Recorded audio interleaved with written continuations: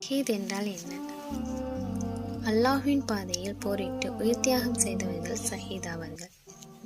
ஷஹீதுடைய அந்தஸ்து யாருக்கெல்லாம் கிடைக்கும் அப்படிங்கிறத பற்றி இந்த வீடியோவில் பார்க்கலாம்.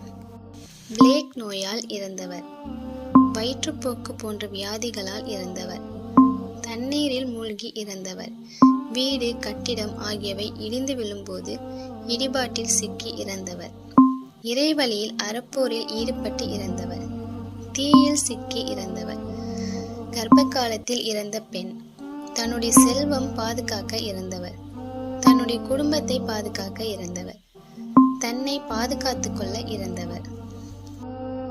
நம்மில் பலர் போரில் கொல்லப்பட்டால்தான் ஷஹீத் என்று கூறுவோம். ஆனால் உண்மையில் போரில் சென்று மரணம் அடைந்தவர்கள் மட்டுமல்ல, இவர்களையும் சேர்த்து மொத்தம் 10 நிலைகளில் இறந்தவர்களையும் நபி ஸல்லல்லாஹு அலைஹி வஸல்லம் அவர்கள் ஷஹீத் என்று கூறியுள்ளார்கள்.